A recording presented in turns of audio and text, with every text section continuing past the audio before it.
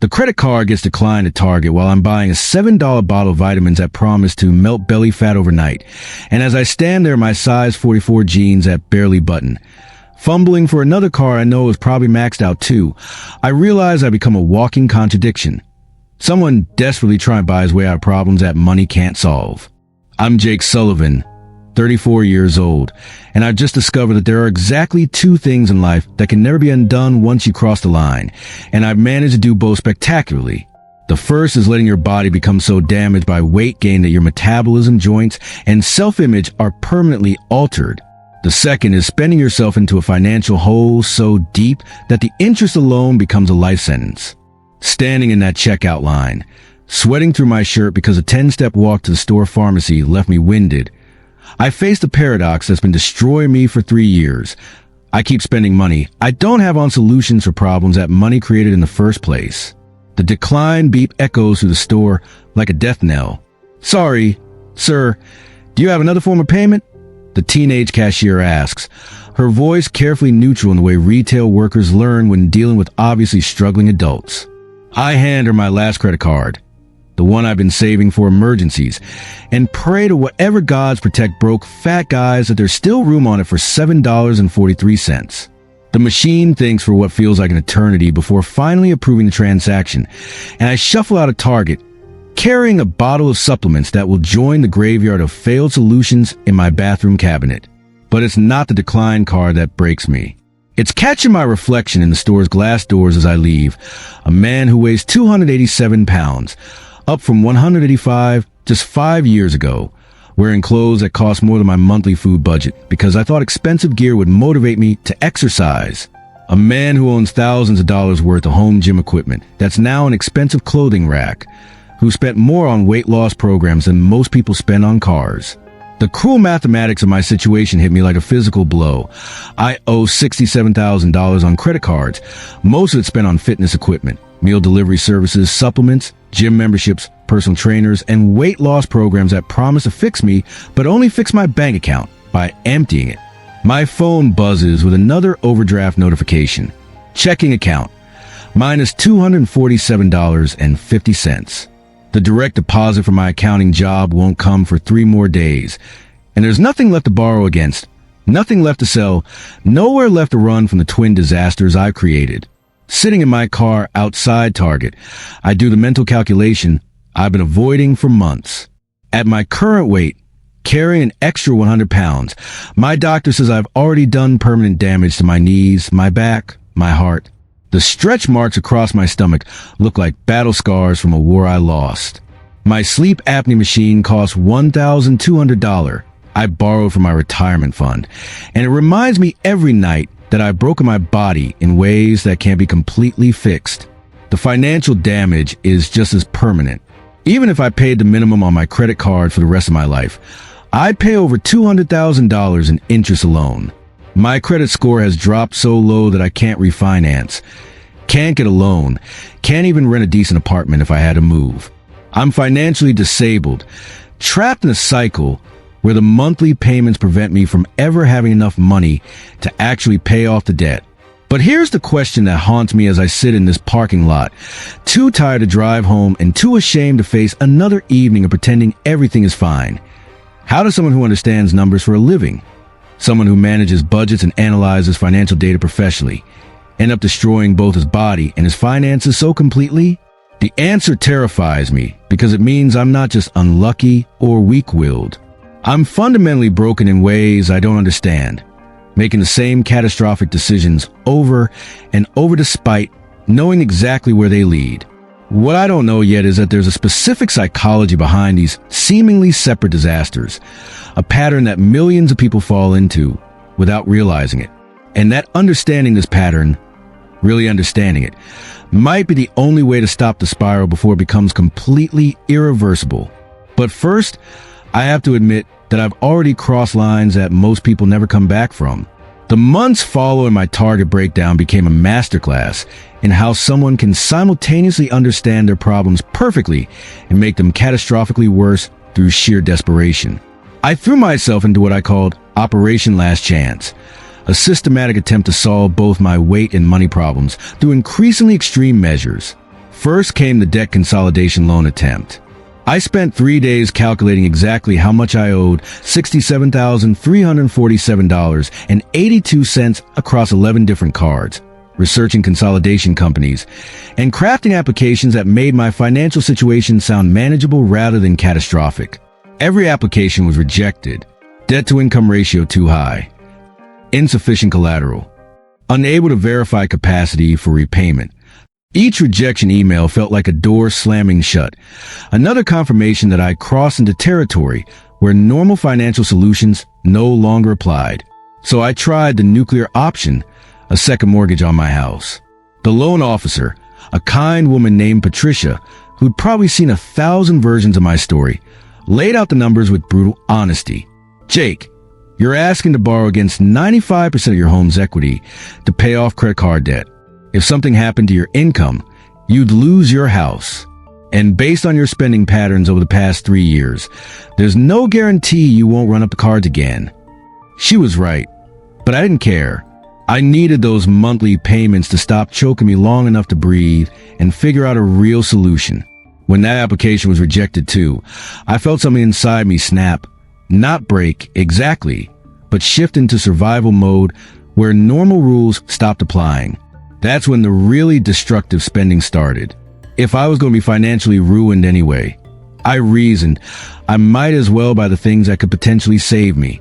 I charged $3,800 for a comprehensive weight loss program that promised permanent metabolic reset. I bought a $2,200 rowing machine because the advertisement swore it would burn fat faster than any other exercise.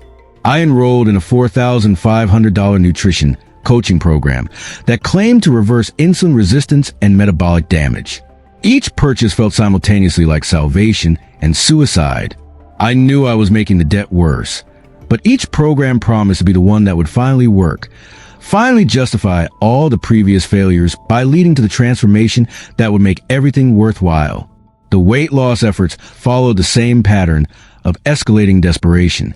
I tried intermittent fasting and lost 12 pounds in 3 weeks, only gained back 18 pounds when work stress triggered a binge eating cycle that lasted 6 days. I hired a personal trainer for $120 per session, which I couldn't afford, and worked out with such desperate intensity that I injured my back and couldn't exercise for a month. The meal delivery service cost $400 per week for scientifically formulated fat loss meals, but eating them felt like punishment, and I'd find myself ordering pizza at 11 p.m. because I couldn't stand another bite of portioned protein and steamed vegetables. Every failed attempt at weight loss triggered a spending spree, and every financial setback triggered emotional eating. I was trapped in a feedback loop where my two biggest problems were making each other worse, like compound interest working against me in both directions. The breaking point came during what should have been a celebration, my company's annual holiday party. I'd been working overtime for months, trying to earn enough to make more than minimum payments on my cards, and I was exhausted, broke, and wearing a suit that barely fit anymore. "Jake, you look great," my co-worker Sarah said, though I could see her eyes taking my obvious weight gain since last year's party. "How are things going?" "Really well." I lied automatically. "Just been busy with some investment opportunities." Investment opportunities. I was calling my financial destruction investment opportunities. That night, alone in my house with a dozen maxed out credit cards and a scale that read 291 pounds, I finally did the math I'd been avoiding. At my current trajectory, I'd weigh over 300 pounds within 6 months.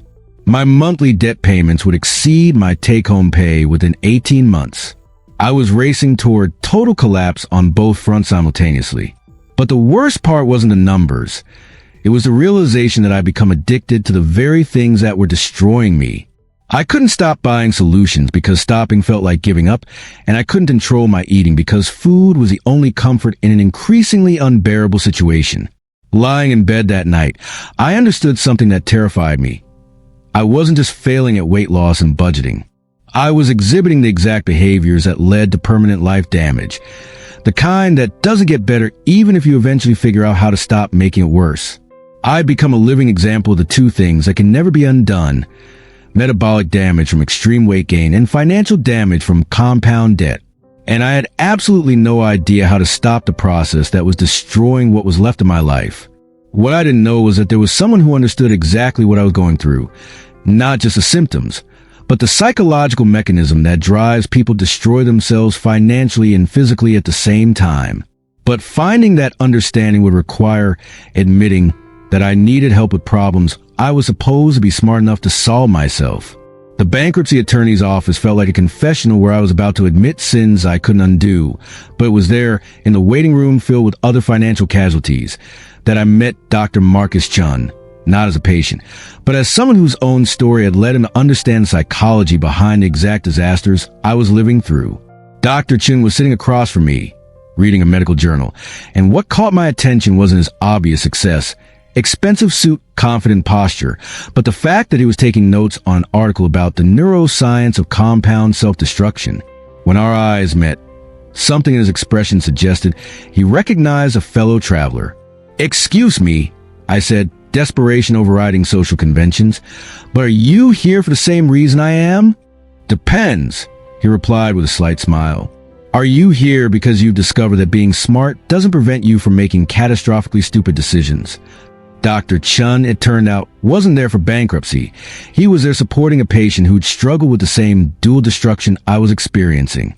He was a behavioral psychologist who'd spent the last 10 years studying what he called parallel addiction disorders, cases where people simultaneously destroy their health and finances through related compulsive behaviors.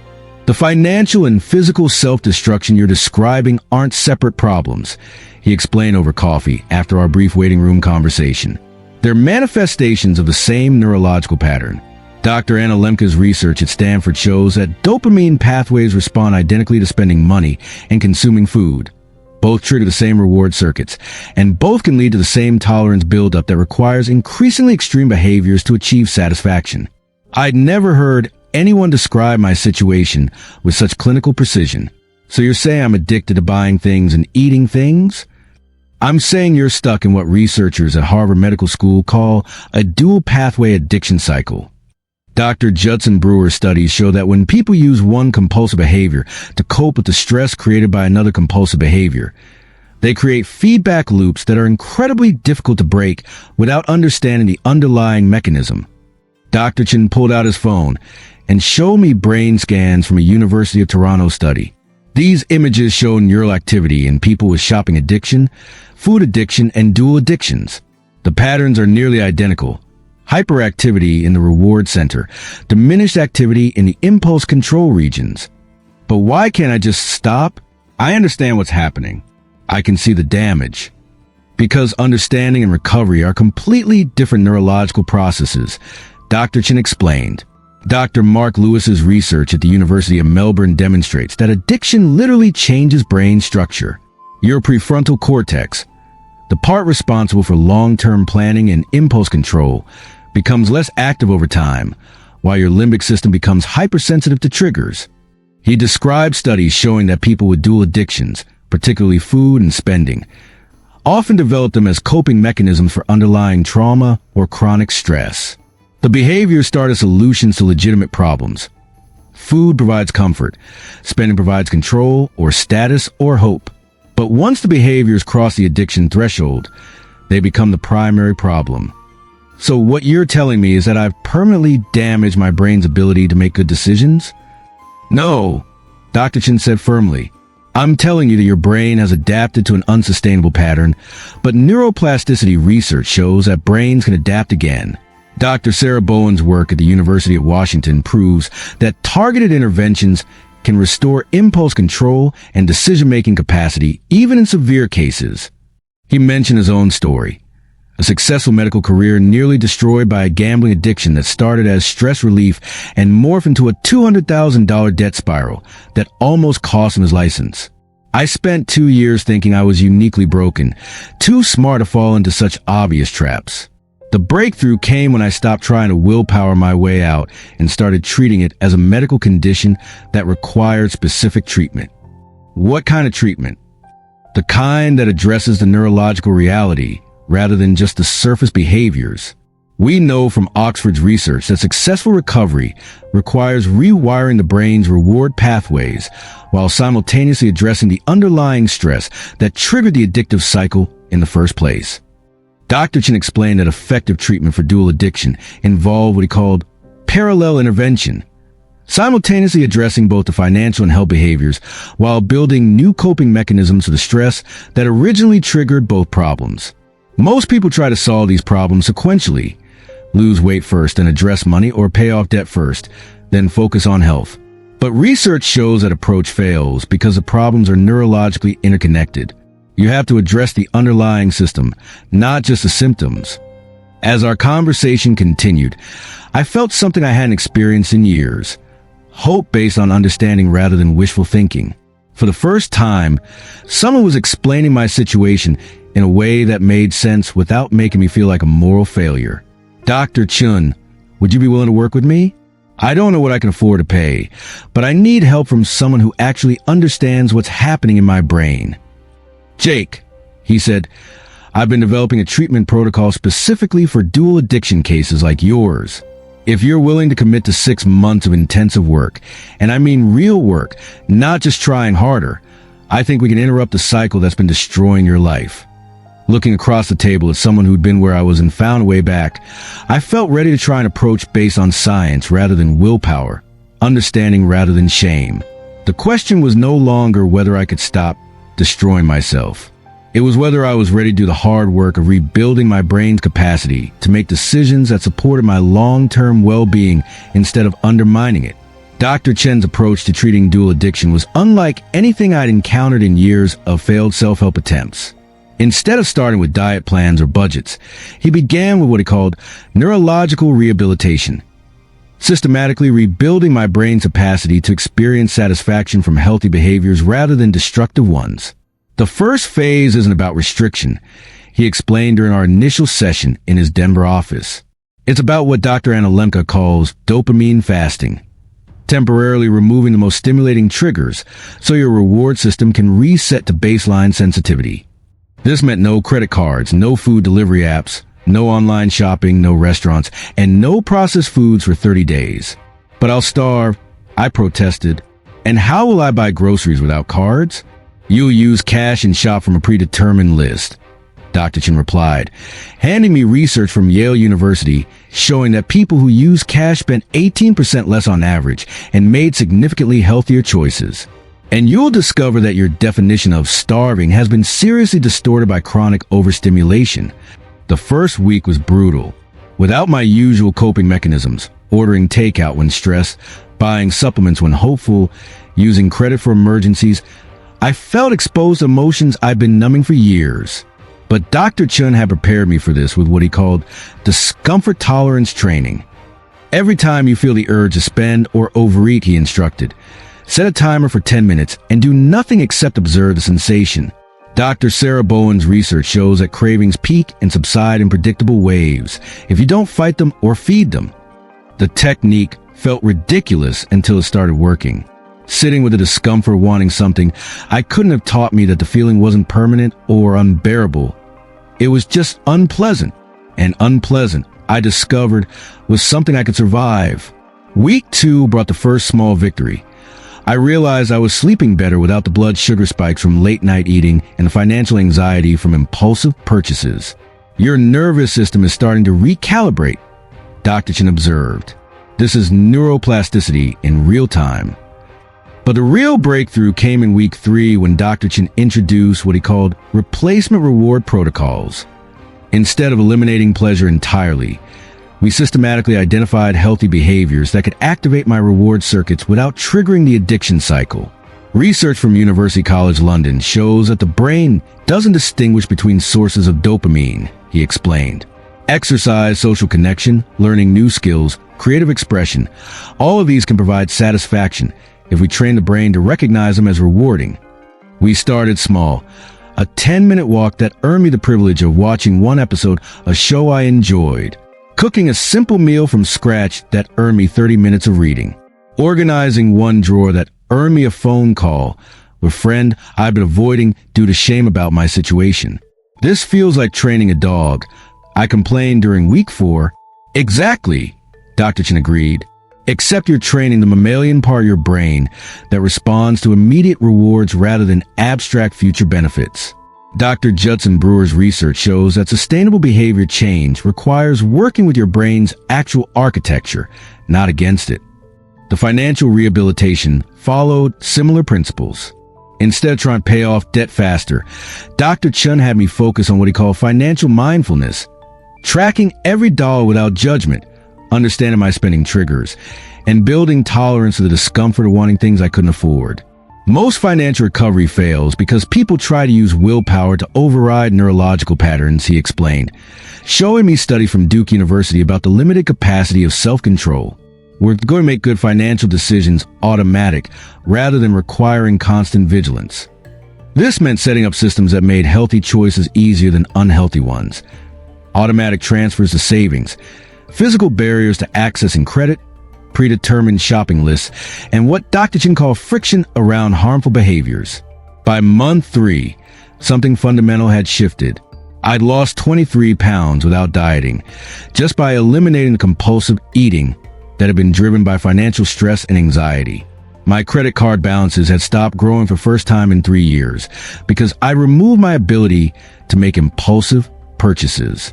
More importantly, I was beginning to experience satisfaction from behaviors that actually supported my well-being. Cooking at home felt creative rather than punitive. Walking in the morning felt energizing rather than like punishment. Having money in my checking account felt secure rather than boring. You're rebuilding what researchers call intrinsic motivation, Dr. Chen observed. Instead of being driven by external pressures and immediate impulses, you're starting to be motivated by internal satisfaction with behaviors that align with your actual values. The most challenging part was learning to tolerate the slow pace of recovery. I want to lose weight faster, I told Dr. Chen. I want to pay off debt faster. And that impatience is exactly what created the problem in the first place, he replied. Dr. Walter Mischel's marshmallow experiments at Stanford show that the ability to delay gratification is one of the strongest predictors of life success. We're rebuilding your capacity for delayed gratification by practicing it systematically. 6 months into treatment, I'd lost 41 pounds and hadn't used a credit card in 4 months. But more importantly, I'd learned to recognize the early warning signs of addictive thinking and had developed alternative responses that didn't involve destroying my health or finances. You've interrupted the cycle, Dr. Chen told me during one of our final sessions. Now the question is whether you can maintain these patterns long-term, even when life gets stressful again. That question would be tested sooner than either of us expected. 2 years after my breakdown in the Target parking lot, I'm standing in the same store, but this time I'm buying actual groceries with actual cash. And as I hand the cashier exact change for items I plan to buy rather than impulse purchases I hope would save me, I realize that learning to live with irreversible damage has taught me something more valuable than any quick fix ever could.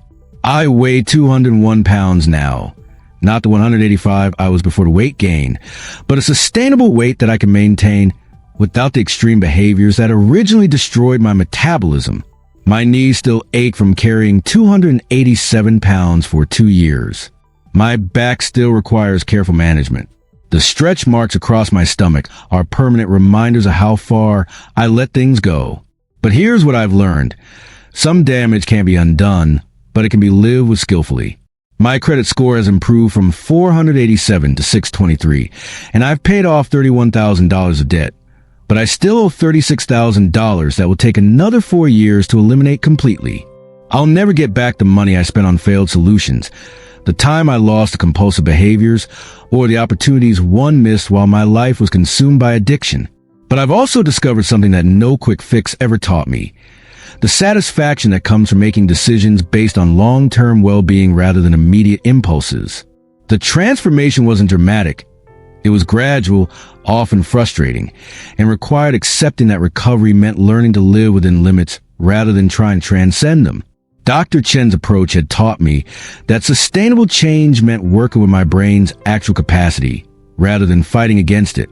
You've developed what researchers call wise hope, Dr. Chen told me during our final official session. Hope based on realistic assessment of what's possible rather than fantasy about what you wish were possible. The work I'm doing now grows directly from my experience with dual addiction. I've become a peer counselor for Dr. Chen's program, helping other people who are discovering that their financial and health problems aren't separate issues, but manifestations of the same underlying pattern. The thing about hitting rock bottom in two areas simultaneously, I tell the groups I facilitate, is that it forces you to address the systemic issues rather than just treating symptoms.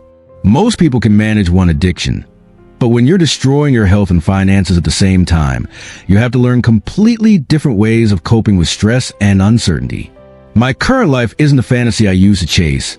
I'm not wealthy, not model thin, not free from the consequences of my past choices, but it's sustainable in ways my old life never was.